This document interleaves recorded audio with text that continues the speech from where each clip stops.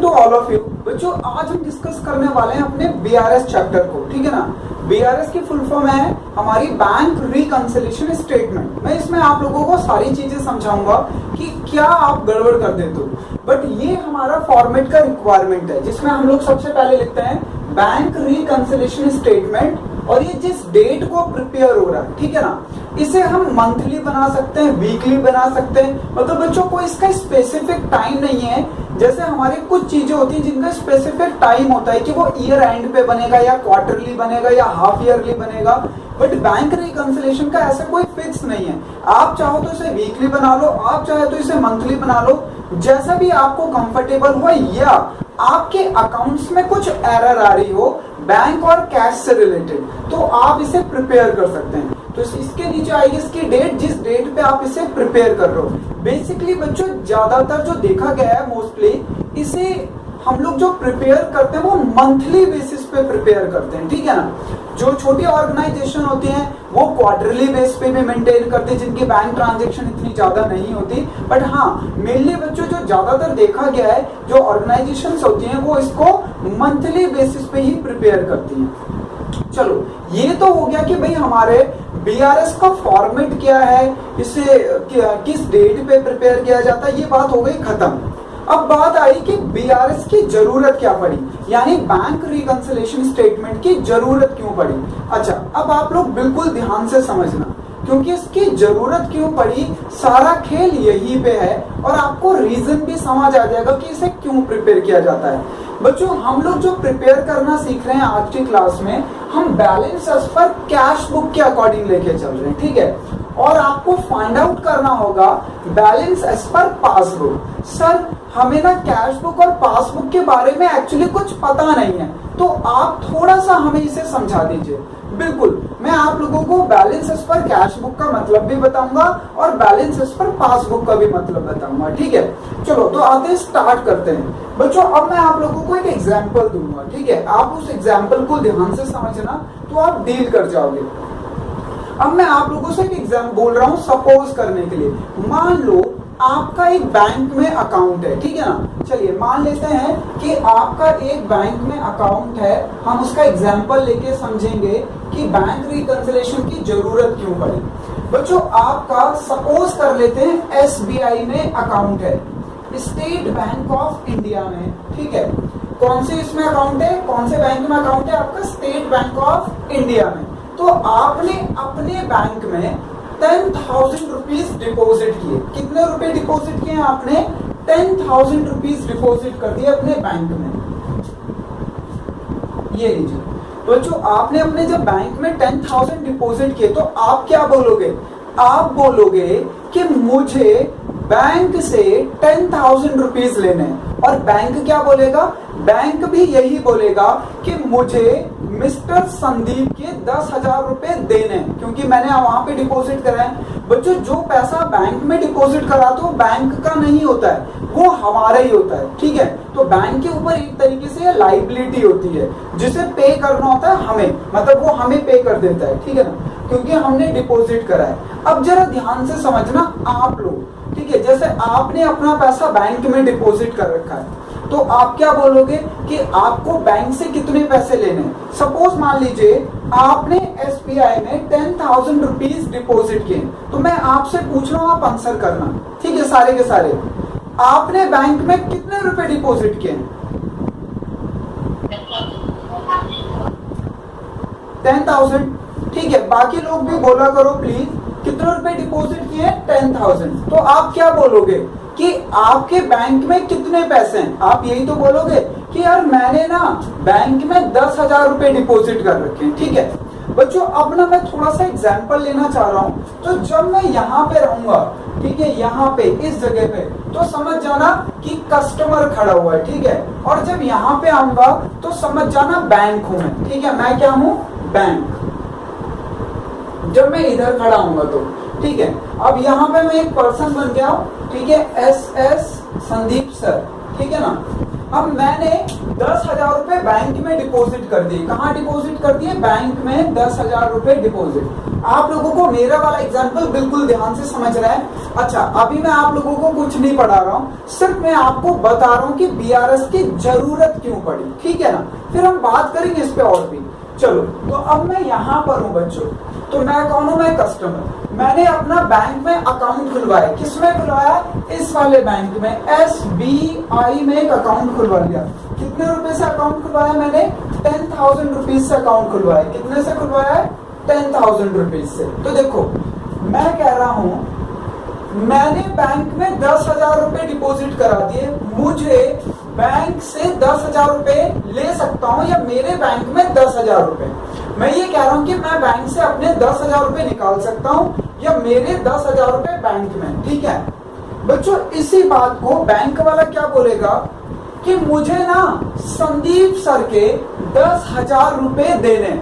मुझे संदीप सर को कितने रुपए देने? 10,000 रुपए। चलिए बच्चों, यहाँ पे मैंने कहा कि मैंने 10,000 रुपए डिपॉजिट कराए थे। मैंने क्या बोला कि मुझे बैंक से 10,000 रुपए लेने, और बैंक वाले ने भी क्या बोला कि मुझे संदीप सर को 10,000 रुपए देने, क्योंकि उन्होंने मेरे पास डिपॉजिट करा रखा है। ये दोनों में अमाउंट सेम आ रहा है या कोई डिफरेंस है? बताइए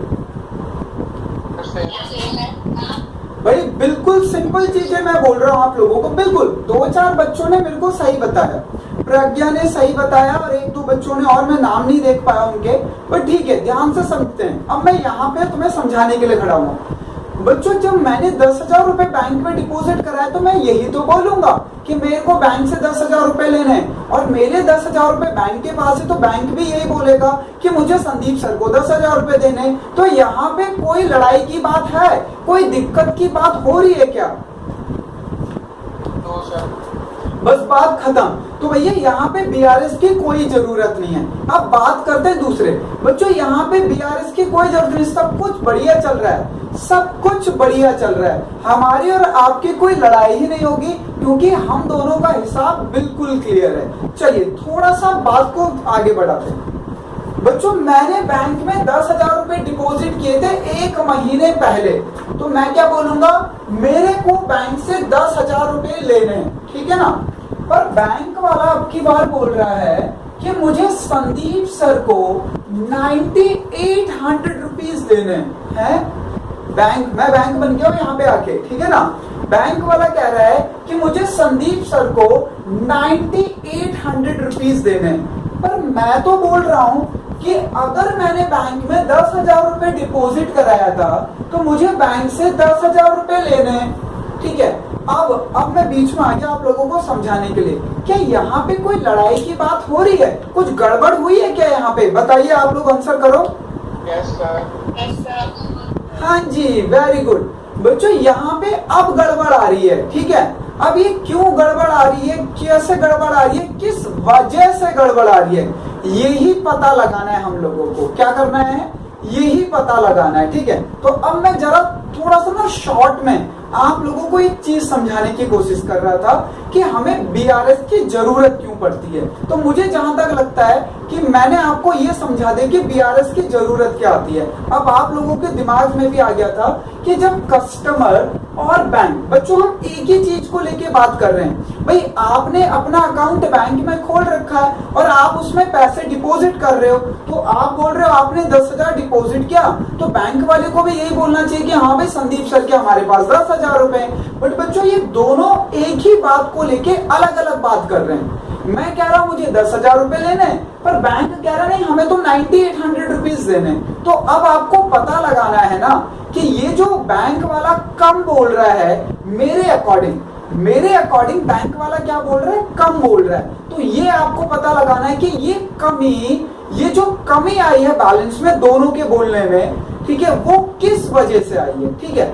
चलो एक और एग्जांपल लेते हैं, बढ़िया सा, बहुत बढ़िया, समझ आएगा आपको। बच्चों, मैंने बैंक में 2 महीने पहले 10,000 रुपए डिपॉजिट किए थे, ठीक है? तो मैं क्या कह रहा हूं कि मुझे ना बैंक से 10,000 रुपए लेने, पर बैंक वाला बोल रहा है कि हमें तो संदीप सर को 10,200 रुपए यानी 10,200 देने। अब देखो यहाँ पे भी दोनों के बैलेंस में डिफरेंसेस आ रहा है क्या, जबकि बात हम एक ही चीज को लेके कर रहे हैं। मेरा जो बैंक अकाउंट एसबीआई में है, मैं उसको लेके बात कर रहा हूँ, क्योंकि मैंने बैंक में 10,000 रुपए डिपॉजिट किया था, तो मैं तो यही बोलूंगा कि मेरे 10,000 रुपए बैंक में पड़े हुए हैं, यानी मैं बैंक से 10,000 रुपए निकाल सकता हूँ। पर बैंक वाला बोल रहा है कि हमें तो संदीप सर को 10,200 रुपीज देने। अब मैं आ गया बीच में आप लोगों को समझाने के लिए। क्या बच्चों दोनों के बैलेंसेस में डिफरेंस आ रहा है? बोलो हाँ या ना। Yes, sir. बस यही तो रीजन है, यही आपको पता लगाना है, यही आप लोगों को पता लगाना है कि ये रीजन किस वजह से आ रहा है। भाई दोनों के जब एक ही चीज पे बात हो रही है तो दोनों बैलेंसेस अलग अलग क्यों? भाई हम कोई 2-3 बातों तो कर रहे नहीं है, हम एक बैंक अकाउंट की बात कर रहे हैं जो संदीप सर का अकाउंट एसबीआई में, तो दोनों में डिफरेंसेस क्यों? आपका बैंकर तो अलग बात कर रहा है और जो कस्टमर है यानी कि मैं अलग बात कर रहा हूं। भाई मेरे अकॉर्डिंग मैं ठीक हूं, मेरे अकॉर्डिंग मैं ठीक हूं, क्योंकि मैंने बैंक में 10,000 रुपीज डिपॉजिट किया है, तो मैं उतने ही पैसे तो बैंक से निकाल सकता हूं। पर बैंक वाला कह रहा है कि नहीं, संदीप सर 10,200 ले सकते हैं, क्योंकि उनका हमारे पास जो पैसा है वो 10,200 है। बच्चों अब एक ही चीज पे बात हो रही है, पर दोनों की बातों में डिफरेंसेस है। बैंकर कुछ बात बोल रहा है, कस्टमर कुछ बात बोल रहा है। अब हमें पता लगाना है, हम बच गए, सॉरी हम फंस गए। हम कौन? अकाउंटेंट, ठीक है ना। अब हमें पता लगाना है कि दोनों की बातों में डिफरेंसेस क्यों आ रहे हैं। ये मेरा क्लाइंट है बच्चों, मैं इसके यहाँ पे अकाउंटिंग का काम करता हूँ, हाँ, और ये बैंकर। तो अब इन दोनों की बातों को हमें पता लगाना है कि वो गड़बड़ी किस वजह से हो रही है, जिसकी वजह से ये दोनों बात तो एक ही चीज पे कर रहे हैं, बैंक अकाउंट जो कि संदीप सर का है, पर दोनों के बैलेंसेस में डिफरेंस क्यों है, हम उस पर बात करने वाले हैं, ठीक है ना। चलिए तो मैं इसे करता हूं रब। अब बात करते हैं थोड़ा सा और समझाने की आपको। ये लीजिए सर, ये दोनों के बैलेंसेस में डिफरेंस आ रहा था, ये क्यों आ रहा था डिफरेंस? बच्चों ये वो रीजंस हैं। अच्छा क्या सर ये कंप्लीट रीजन है? नहीं बच्चों, ये कंप्लीट रीजन नहीं है, और भी रीजन है। मैं एक रीजन और लिखवाऊंगा आप लोगों को, अभी आप लोग मेरे साथ लिख लेना। ये 9 रीजंस हैं, ठीक है ना, और लगभग आपके एग्जाम में इन्हीं में से आता है। तो इन रीजंस में से ही, इन रीजन की वजह से दोनों तरफ के बैलेंसेस मिसमैच हो रहे होते हैं, जिसको हम रीजन बता के ठीक कर देते हैं कि भैया ये रीजन है और इसकी वजह से इतने रुपए की गड़बड़ी आ रही है, लो बात खत्म। हम तो अकाउंटेंट हैं, हम सबको सेटिस्फाई कर देते हैं, ठीक है ना। हम लोग क्या है? हम लोग अकाउंटेंट लोग हैं, हम सबको सेटिस्फाई कर देंगे कि भैया ये गलतियां हैं, ये रीजन है, चलो अब लेनी देनी माफ, चलो अब अपने अपने घर, ठीक है ना। हम लोग इस तरीके से हिसाब करके दोनों पार्टियों को खुश कर देंगे। हालांकि मैं अकाउंटेंट संदीप सर का हूं बच्चों, ठीक है ना, मुझे बैंकर से ज्यादा कोई मतलब नहीं है, क्योंकि मैं किसका अकाउंटेंट हूं? संदीप सर का। अच्छा अब जरा बात करते हैं, ये वो रीजन है बच्चों। एक रीजन और लिखवा रहा हूं मैं, आप लोग लिख लीजिए 10th रीजन, फिर मैं इसे रब कर दूंगा क्योंकि मुझे यहाँ पे कुछ लिखवाना होगा। आप लोग लिख लीजिए डिस्काउंटेड बिल डिसऑनर्ड। मैं दोबारा से लिख देता हूं बच्चों, 1 मिनट, चलो ठीक है। डिस्काउंटेड बिल डिसऑनर्ड, ठीक है, या चेक डिसऑनर्ड।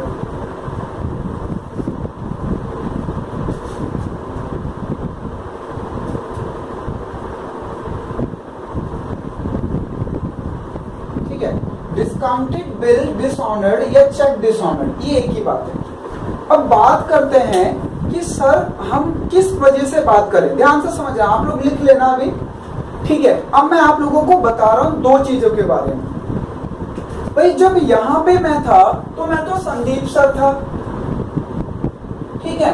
अब मैं जब यहां पहुंच गया तो मैं बन गया था बैंकर। तो अब बच्चों जरा मैं यहीं पे समझाने की कोशिश कर रहा हूं, आप लोग समझना, ठीक है, एक ही जगह पे। बच्चों ये है बैंक, समझिए आप, ठीक है, एग्जाम्पल से ये बैंक, लो बैंक बना दिया मैंने, और ये मैं संदीप सर, ठीक है, ध्यान से समझना। अगर मैंने अपने 10,000 रुपए डिपॉजिट किए हैं तो मैं यही तो बोलूंगा कि बैंक से मुझे 10,000 रुपए लेने हैं और बैंक भी मुझे यही बोलेगा कि हाँ 10,000 रुपए देने, ठीक है। इन दोनों में डिफरेंसेस आता है, तो ये रीजंस हैं उन डिफरेंसेस के कि किस वजह से डिफरेंस आता है। अब बात ये कि सर हमें पता कैसे चलेगा कि हमारे पास डिफरेंस आ रहा है। हाँ, ये बात सही पूछा तुम लोगों ने, हमें कैसे पता चलता है। तो बच्चों ध्यान से समझना, आप लोगों ने बैंकर के पास देखा होगा पासबुक, ठीक है। जब हम बैंक जाते हैं, अब आप लोगों में जिसके जिसके पास, ये आपके पास तो नहीं होगा, हो भी सकता है, या तो आपके पेरेंट्स के पास तो कंफर्म होगा। बच्चों जिस बैंक में आपके पेरेंट्स का अकाउंट होगा उसकी एक पासबुक मिली होगी उनको, ठीक है, एक डायरी टाइप की, जिसमें वो जब भी पैसे डिपॉजिट कराते तो बैंक वाला एंट्री कर देता है। अब ध्यान से समझना, यहीं पे तो कंफ्यूजन होती है। जो बच्चों पासबुक होती है वो होती जरूर है कस्टमर के पास, बट उस पर एंट्री करने का राइट किसके पास होता है? आप लोगों ने देखा होगा उस पर एंट्री करने का राइट बैंक वाले के पास होता है, ठीक है ना। तो जब भी मैं पासबुक की बात करूंगा, समझ जाना मैं बैंकर की बात कर रहा हूं या बैंक की बात कर रहा हूं। बच्चों वो पासबुक होती जरूर है हमारे पास, पर उस पे एंट्री करने का अधिकार नहीं होता हमारे पास। उस पे एंट्री करने का अधिकार किसके पास होता है? बैंकर के पास। हमारा बैंकर उसे कंप्यूटराइज एंट्री करता है उसमें। तो आपके पास प्रिंटेड लिखा हुआ आ जाता है कि इतना रुपया आपने डिपॉजिट किया, ठीक है ना। मैं आप लोगों को नेक्स्ट क्लास में पासबुक भी दिखाऊंगा अपनी, ठीक है ना, कैसे होती है पासबुक। वैसे तो आप लोगों ने देखा होगा, कोई दिक्कत की बात नहीं है। तो बच्चों हम पासबुक से बैलेंस को मैनेज करते हैं। सर पासबुक तो बैंकर की हुई ना। बच्चों वो बैंकर की होती पर होती है हमारे पास है, बट उस पे एंट्री करने का राइट हमें नहीं होता। तो जब भी मैं पासबुक की बात करूंगा समझ जाना कि मैं बैंक की बात कर रहा हूँ, ठीक है, क्लियर है। यानी जब भी मैं पासबुक की बात करूंगा तो आप क्या समझोगे, बताओ मुझे। मैं बैंक की बात कर रहा हूं। अब ध्यान से सुनो बच्चों, अब मैं अपने यहाँ पे भी तो एंट्री करूंगा। भाई बैंकर अपने यहाँ पे एंट्री कर रहा है और पासबुक में उसने कुछ गड़बड़ कर दी तो मैं कैसे मैनेज करूंगा। तो मैं अपने यहाँ पे ना मैंने एक रजिस्टर खरीद लिया। बच्चों मैंने ऐसा एक रजिस्टर खरीद लिया और उस पे, ये रजिस्टर समझ गए ना, आपके पास भी नोटबुक होगी। तो मैंने एक ऐसा रजिस्टर खरीद लिया जिसको बच्चों ऐसे टी शेप में डिवाइड कर लिया, ठीक है ना। कैसे समझाऊं मैं आप लोगों को, ये लो, मान लो बच्चों ये मैंने रजिस्टर खरीद लिया और इसे मैंने दो पार्ट में डिवाइड कर दिया। ऐसे ओपन होगी तो दो पार्ट में हो जाएगी ना ये। तो ये तो मैंने रिसिप्ट साइड बना ली कि जब भी मैं बैंक में पैसा डिपॉजिट करूंगा, जब भी मैं बैंक में पैसा डिपॉजिट करूंगा मैं इधर लिखूंगा, और जब भी मैं बैंक से पैसे निकालूंगा मैं इधर लिखूंगा। ये पेमेंट साइड। मैंने इस रजिस्टर पे क्या करा बच्चों, इस रजिस्टर पे जब भी मैं बैंक में पैसे जमा करूंगा तो इस साइड लिखूंगा, और जब भी मैं बैंक से पैसे निकालूंगा इस साइड लिखूंगा। तो मैंने ऐसी एक डायरी मेंटेन कर ली अपने यहाँ, या एक रजिस्टर मेंटेन कर लिया, ठीक है। ये लो, ये वो रजिस्टर है, ये वो रजिस्टर है। अब इसको मैं क्या नाम दूंगा भाई, जब भी मैं बैंक में पैसे डिपॉजिट करूंगा ना बच्चों, अब ये लो, तो जब भी मैं पैसे डिपॉजिट करूंगा बैंक में तो रिसिप्ट साइड लिख लूंगा और बैंक में भी मेरे पैसे आ जाएंगे। अच्छा, जब भी अब मैं बैंक नहीं बोलूंगा बच्चों, अब जब भी मैं बैंक की बात बोलूंगा आप समझ जाना या मैं पासबुक की बात कर रहा हूँ, या मैं पासबुक बोलूंगा तो समझ जाना मैं बैंक की बात कर रहा हूँ, ठीक है। ये लीजिए पासबुक। तो मैंने बैंक में, अच्छा एक बात बताइए मुझे ध्यान से समझ, ये बड़ा माइनर पॉइंट है बच्चों जो मैक्सिमम बच्चे गलती करते हैं, ध्यान से समझना। बच्चों एक बात बताओ, आप जब बैंक में जाओगे, बैंक से पैसा निकालोगे या बैंक में डिपॉजिट करोगे, तो बैंक वाले अपने कंप्यूटर में एंट्री करते हैं ना, हाँ या ना? तो वो एंट्री करने का अधिकार आपके पास है या बैंकर के पास है? ठीक है, वो जो आपके पास पासबुक होती है वो पासबुक में एंट्री करने का अधिकार आपके पास होता है या बैंकर के पास होता है? बहुत बढ़िया। तो बच्चों ध्यान से समझ लेना। अच्छा एक बात बताओ, जब आप बैंक में पैसा डिपॉजिट करोगे तो बैंक में जाके लिखोगे या आप अपने घर पे लिखोगे? हाँ, बच्चों याद रखना, बैंक में तो एंट्री करने का अधिकार ही नहीं है हमें। भाई बैंक में जाके आप थोड़ी ना बोलोगे कैशियर को हटो भाई अकाउंट, मेरा अकाउंट मैं कंप्यूटर में एंट्री करूं, ये लाओ तुम्हारे रजिस्टर में मैं लिख दूं। बच्चों हम जो लिख सकते हैं वो अपने यहाँ लिख सकते हैं, ठीक है ना। ये जो मैंने रजिस्टर बनाया था अपना, जब भी मैं बैंक में डिपॉजिट करता हूँ मैं अपने यहाँ पहले लिखता हूँ, और जब भी मैं बैंक से पैसे निकालता हूँ पहले अपने यहाँ कम करता हूँ फिर बैंक जाता हूँ। बच्चों आप लोगों ने भी देखा होगा कि जब आपको पैसा बैंक से निकालना होता है आपके फादर को या आपको, तो आप लोग क्या करते हो, चेक पहले अपने यहाँ पे भर के लेके जाते हो। आप अपने यहाँ पे चेक को एंट्री वगैरह जो भी चेक होता है उसमें जो भी चीजें लिखनी होती है वो लिख कर लेके जाते हो। तो याद रखना बच्चों कि जब भी आप बैंक में पैसा डिपॉजिट कराओगे या बैंक से पैसा निकालोगे तो पहले आप अपने यहाँ लिखते हो, ठीक है ना। ये जो हम अपने यहाँ पे जो रजिस्टर मेंटेन करते हैं इसे कहा जाता है कैश बुक। इसे क्या कहा जाता है, कैश बुक। इस रजिस्टर का नाम क्या होता है, कैश बुक, जिसमें ये वाली साइड बच्चों रिसीप्ट साइड होती है, ये वाली पेमेंट, और आप जिस जिस डेट को पैसा निकालते हो वो कैश को डिपॉजिट करते हो वो डेट लिख लेते हो आप कि हमने डिपॉजिट किया, ये डिपॉजिट वाली साइड है। और जब आप पेमेंट करते हो तो जिस डेट पे पेमेंट कर रहे होते आप वो डेट लिख देते हो। अच्छा, इस रजिस्टर का नाम क्या है, कैश बुक, ठीक है। इस रजिस्टर का नाम क्या है, कैश बुक। अब मुझे एक चीज बताओ, कैश बुक में एंट्री करने का अधिकार बैंक के पास होता है या आपके पास होता है?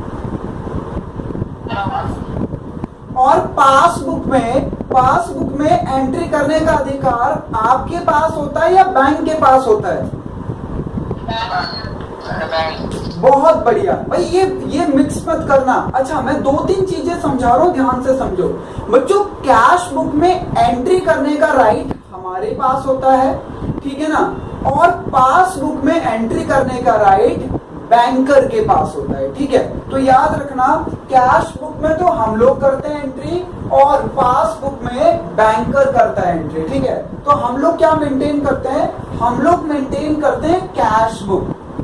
अच्छा, अब ये कैश बुक कौन सी वाली की बात हो रही है बच्चों, ये डबल कॉलम कैश बुक की बात हो रही है, और डबल कॉलम कैश बुक में बैंक वाले कॉलम की बात हो रही है।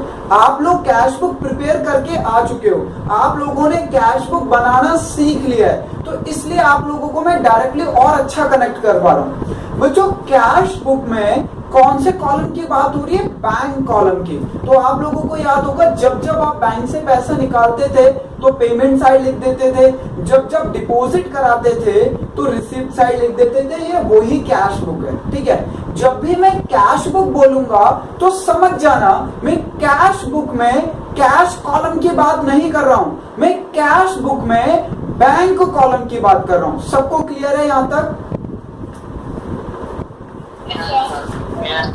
ठीक है, बहुत बढ़िया। अब मैं आप लोगों से ना दो चार चीजें पूछूंगा तो आप लोग आंसर करोगे तभी मजा आएगा। चलो अब सबसे पहली बात देखो ध्यान से, अभी तक हमने जो पढ़ा ना उसके बारे में डिस्कस कर रहा हूं। सबसे पहली बात कि भैया पासबुक की बैंक रिकंसिलिएशन की जरूरत क्या पड़ी बच्चों। अब इसमें सबसे पहले एक वर्ड की बात करते हैं, रिकंसिलिएशन। बच्चों रिकंसिलिएशन का मैक्सिमम लोग, मैक्सिमम आपके टीचर्स भी रिकंसिलिएशन का मतलब समझते हैं रेक्टिफाई करना। रेक्टिफाई का मतलब क्या होता है कि कोई चीज गलत हो गई उसको हम सही कर देते हैं। ध्यान से समझना, ये बहुत सारे लोगों के साथ इल्यूजन है। इल्यूजन मतलब भ्रम है बच्चों। रिकंसिलिएशन का मतलब मैक्सिमम टीचर समझते हैं कि रेक्टिफाई करना होता है, बट रेक्टिफाई का मतलब क्या होता है कि कोई चीज आपने पहले गलत कर दी है अब आप उसको सही कर रहे हो, ठीक है ना। बट इन रियलिटी रिकंसिलिएशन का मतलब ये नहीं है, ठीक है। रिकंसिलिएशन का मतलब क्या है कि भैया आप कस्टमर के अकॉर्डिंग जो बैलेंस है, यानी कैश बुक के अकॉर्डिंग जो बैलेंस है वो पासबुक के अकॉर्डिंग क्यों नहीं आ रहा। जैसे मैंने आपको एग्जांपल दिया था ना, मैंने तो कैश डिपॉजिट कराया 10,000, तो मैं क्या कह रहा हूं कि मुझे बैंक वाले से लेने हैं 10,000, पर बैंक वाला बोल रहे नहीं मुझे संदीप सर को 9,800 देने।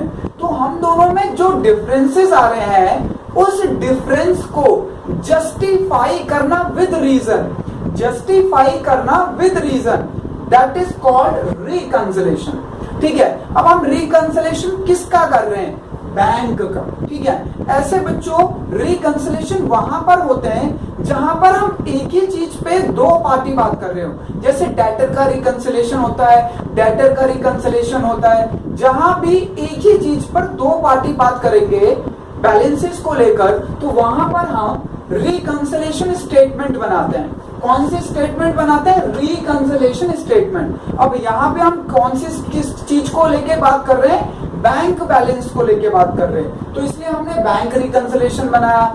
ऐसे में डेटर को लेके भी बना सकता हूँ। भाई डेटर कौन होते हैं आप लोगों को पता है, जिनको हम उधार सामान बेचते हैं, ठीक है ना। वो मैं इस पे डिस्कस नहीं करूंगा, बट आप लोगों को नॉलेज के लिए बता रहा हूँ। जहां भी दो पार्टी एक बैलेंस के लिए बात कर रही है और दोनों के बैलेंसेस में डिफरेंस आ रहा है, तो वहां पे प्रिपेयर होता है रिकंसिलिएशन स्टेटमेंट। यहाँ पे हम बैंक को लेके बात कर रहे हैं, तो इसलिए हम लोग बैंक रिकंसिलिएशन बना रहे हैं। तो रिकंसिलिएशन का मतलब होता है उन डिफरेंसेस को जस्टिफाई करना जिसकी वजह से बैलेंसेस मिसमैच हो रहे हैं। बस बच्चों, हम कोई रेक्टिफाई नहीं करते, हम उन रीजन को ढूंढ के ला देते हैं जिनकी वजह से दोनों के बैलेंसेस में दिक्कत आ रही है, कम या ज्यादा हो रहा है या ज्यादा या कम हो रहा है, ठीक है ना। चलो अब आप लोगों को एक चीज और आप लोगों ने समझ ली थी बच्चों, जब भी हम लोग कैश बुक की बात करेंगे तो समझ जाना हम अपनी बात कर रहे हैं, ठीक है ना। यानी आप कौन है? आप बिजनेस है। Who are you? बिजनेस। हालांकि आप बैंक के लिए कस्टमर है, ठीक है ना। भाई मैं हूं और मैंने अपना बिजनेस खोल रखा है और बिजनेस में मैंने बैंक अकाउंट ओपन करा रखा है अपना एसबीआई में। तो बच्चों हमारे लिए बैंक बैंकर हो गया या बैंक बोल देंगे, पर बैंकर के लिए हम क्या होंगे? कस्टमर होंगे, ठीक है। और हमारे जो कस्टमर है, हमारे लिए जो कस्टमर है उन्हें भी कस्टमर ही कहा जाता है। तो बैंकर के लिए हम एक कस्टमर होते हैं, ठीक है ना, जो हमें बैंकर सर्विस वगैरह प्रोवाइड कराता है। अब बात आ गई कैश बुक और पासबुक पे कि आप लोगों का डिफरेंसेस किस वजह से आ रहा है। डिफरेंस आपके यहाँ आ रहा है या बैंक के यहाँ आ रहा है? तो बच्चों ये दोनों जगह डिफरेंसेस आ सकते हैं, ठीक है ना। आपके यहाँ पे भी डिफरेंस आ सकता है और बैंक के यहाँ भी। तो हमें ना एक पॉइंट को लेके चलना होता है कि हम किसको लेके चलेंगे। तो जैसे मेरे क्वेश्चन में आप लोगों ने देखा होगा, मैंने लिखा है balance as per cash book. तो हम किसको लेके चल रहे हैं? कैश बुक को लेके चलेंगे। हम किसको लेके चलेंगे अभी? कैश बुक को, ठीक है ना। ध्यान रहेगा आप लोगों को, हम किसको लेके चलेंगे? कैश बुक को। और अब जब भी मैं कैश बुक बोलूंगा, तो मैंने आप लोगों को बता दिया था कि जब भी मैं कैश बुक बोलूंगा समझ जाना कि मैं कैश बुक में बैंक कॉलम की बात कर रहा हूं, ठीक है, जो कस्टमर अपने यहाँ पे प्रिपेयर करता है। क्लियर है सबको यहाँ तक?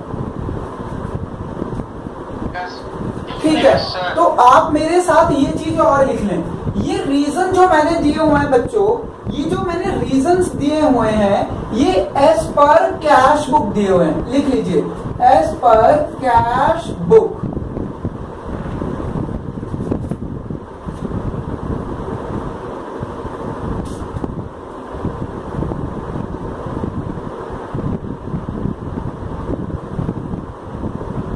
ये रीजन मैंने कैसे दिए? As per cash book.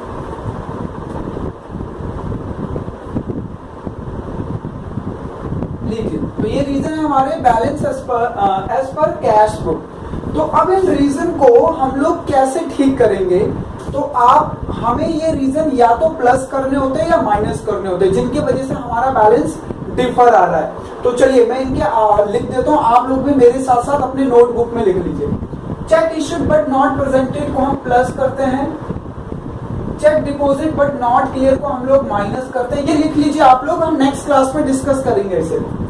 Money directly deposit by customer into bank को प्लस करते हैं। और ये रीजन में किस वजह से ले रहा हूं, किसकी तरफ से ले रहा हूं? एज पर कैश बुक के, ठीक है, कैश बुक के अकॉर्डिंग। ये लीजिए, एक्सपेंसेस या पे टू क्रेडिटर ये माइनस होता है बच्चों, बैंक चार्जेस माइनस होगा, बैंक इंटरेस्ट प्लस होगा, इंटरेस्ट ऑन इन्वेस्टमेंट ये प्लस होगा। उसके बाद है रिसिप्ट साइड ऑफ, तो रिसिप्ट साइड या डेबिट। अच्छा, ये रिसिप्ट एक ही बात है बच्चों, रिसिप्ट साइड या डेबिट साइड, क्योंकि जो हमारी रिसिप्ट साइड होती है उसे डेबिट साइड कहा जाता है, ठीक है ना। रिसिप्ट साइड या debit side of cash book, bank column का शॉर्ट अंडरकास्ट। तो ये होगा हमारा का शॉर्ट। ये होगा हमारा प्लस, ये होगा हमारा माइनस, और ये होगा हमारा प्लस, ये होगा हमारा माइनस। ये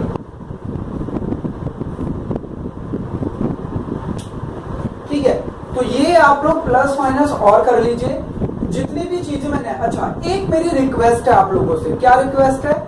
ये रीजंस आप लोगों को सारे के सारे याद होने चाहिए। जैसे मुझे याद है वैसे आप लोगों को भी याद होने चाहिए। ये सारे रीजंस याद कर लीजिए। अच्छा, ये रीजन मैंने किसके अकॉर्डिंग दिए? एज पर कैश बुक दे रखा है, ठीक है ना। तो कल की क्लास में हम इसी को डिस्कस करेंगे बच्चों, और हम कल क्वेश्चन करना स्टार्ट करेंगे, ठीक है। तो आप लोगों का आज का कोई होमवर्क नहीं है, सिर्फ और सिर्फ इन 10 रीजंस को याद करना है, 1 to 9 और ये 10 रीजंस। अच्छा, अब जरा इन रीजन के देख लेते हैं क्या क्या है। ये लिखा हुआ बच्चों check issued but not presented, ये हम कल डिस्कस करने वाले।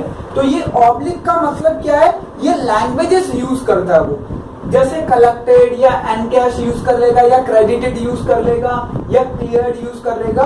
तो आप लोग अच्छे तरीके से, बिल्कुल प्रॉपर तरीके से ये जो रीजंस दे रखे हैं मैंने, बस इन्हें लर्न कर लेना, ठीक है। तो नेक्स्ट क्लास में हम जो भी करेंगे वो आपको बिल्कुल एकदम क्रिस्टल क्लियर होगा आप लोगों के लिए, ठीक है। आप एक बार में समझ जाएंगे कि बीआरएस क्या है, और जो भी चीजें मैंने आज आप लोगों को बताई है प्लीज वो याद रखना, वो मत भूलना। कैश बुक को कौन मेंटेन करता है, किसके पास होता है, क्या राइट होता है। पासबुक किसके पास होते है? पासबुक होती जरूर है हमारे पास, पर एंट्री करने का राइट बैंकर के होता है। तो हम उसे कभी भी ये नहीं कहेंगे कि कैश बुक हमारे पास है। किसके पास है? वो बैंकर के पास है, ठीक है ना। तो यहाँ तक मेरी तरफ से आज की क्लास कंप्लीट है। किसी को कोई डाउट है या कुछ पूछना चाहते हो तो पूछो, मेरे तरफ से क्लियर है।